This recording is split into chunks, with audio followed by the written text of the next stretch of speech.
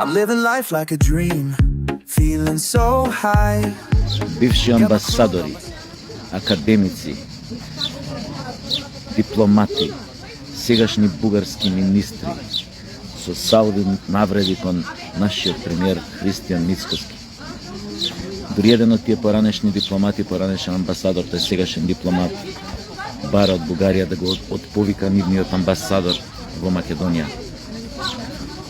Значи не смееме тоа да го дозволиме. Сами треба да го испрекаме, го кажав и вчера тоа во видеоролна. Мора проактивно да размислуваме веќе, не ретроактивно, не реактивно поправо. Проактивно. Реактивното размислување не донесе и делување не донесе до овде до кај што не донесе. Но проактивно треба да ги осуетиме сите нивни намери, сите нивни курназлаци пред време. Они да се осетат тие дека се повредените, тие дека се изместените од рамнотежа. Не разбирате? Нокаут дипломатски секаков да доживеат. Сакаат дипломатска војна, ќе добијат таа дипломатска војна. Ја имаат, не се плашете. Нема што да објаснам. Премиерот до сега покажува кичма. Премиере, знаете што треба да направите на вакви навреди. Затоа што навредите кон вас како прв човек кон државата се навреди упатени кон целиот народ, кон сите нас. Ги видовме, ги гледав скоро сите нивни изјави во Европскиот парламент по повод извештајот за Македонија и земањето на формулацијата македонски идентитет, македонски јазик. А тоа бе го немало, како да ви кажам, у средина на 19 век го немало тоа. Они што сега го прават.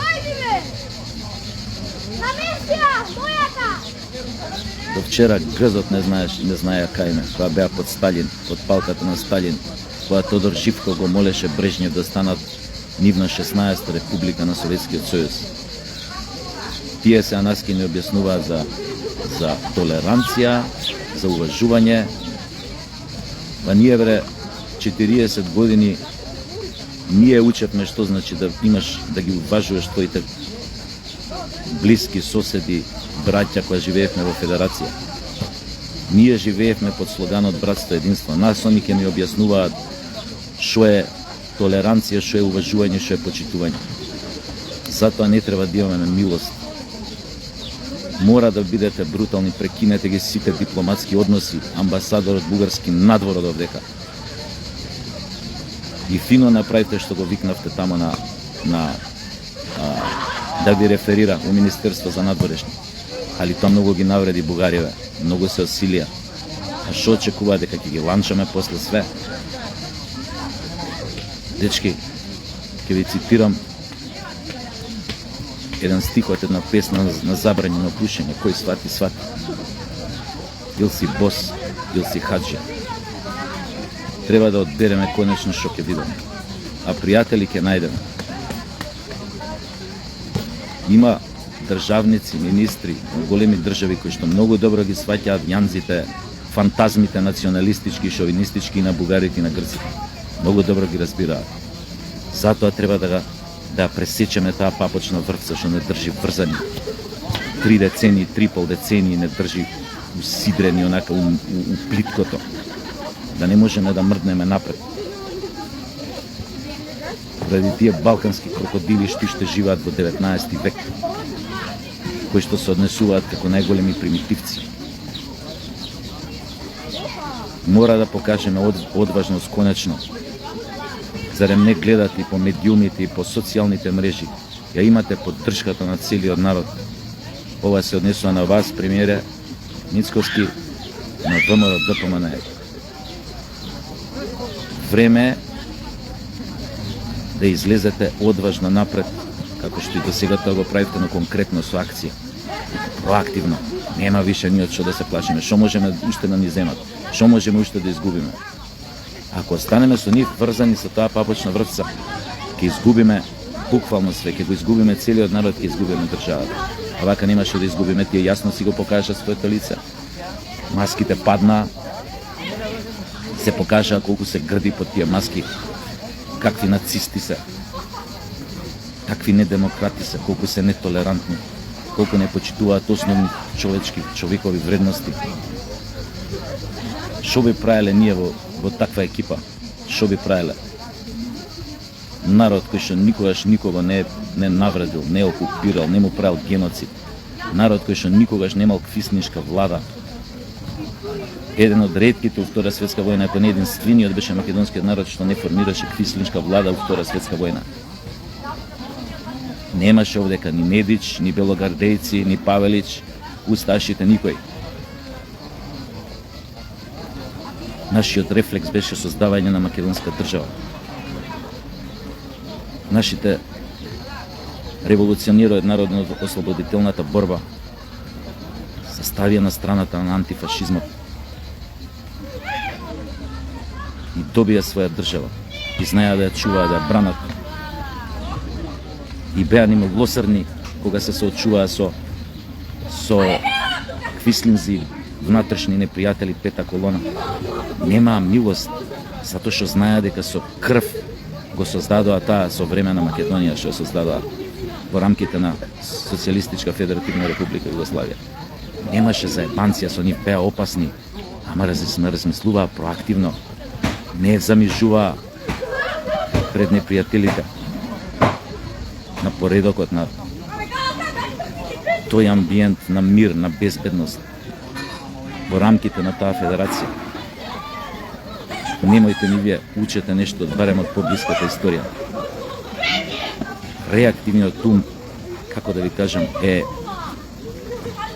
самоубиствен за секој кој што постапува според него, според тој принцип. Главата горе, нема што да изгубиме, можеме само да добиеме. Знаеш како викаат, кога ќе ти се затвори една врата, 100 други ќе ти се отворат. Или во нашиот случај, кога ќе затвориш една врата, 100 други ќе ни се отворат, верувајте. Верувајте, има некоја космичка мудрост, универзална, кој што важи за сите епохи, за сите цивилизации. Зошто нон-стоп ја држиме отворена вратата на која што се наоѓаме само на пола чекор веќе до амбисот, до пеколот. Но ако се затвори, ќе се отворат 100 други врати. Да ви кажем уште една работа со тоа што сме соочени фактички со исчезнување. Што значи ние сме во мод на преживување. Не случајно ви го кажав тоа вчера во една од моите видео праќања. Оваква ситуација на преживување, користите ги мудрите мисли, зборови на големите државници. Еден од нив е, не ме сваќате погрешно, во смисла на државнички одлуки е Сталин. Черчил рекол, во неговите мемуари пишува 100 пати, го имам кажам, вика најголемата политичка, вика мудрост ја научив од Сталин, вика на Јалта, кога биле тамо за да го поделат светот. Вика после еден ручек шетаме, вика низ шумата, јас и он сами. И ја вика го прашам, добро бе, вика,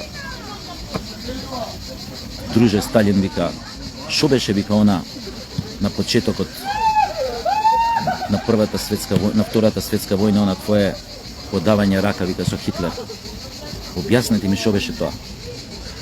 Овој му рекол, види, со ѓаволот секогаш можеш да одиш рака под рака, ама само до крајот на мостот што те носи преку амбисот.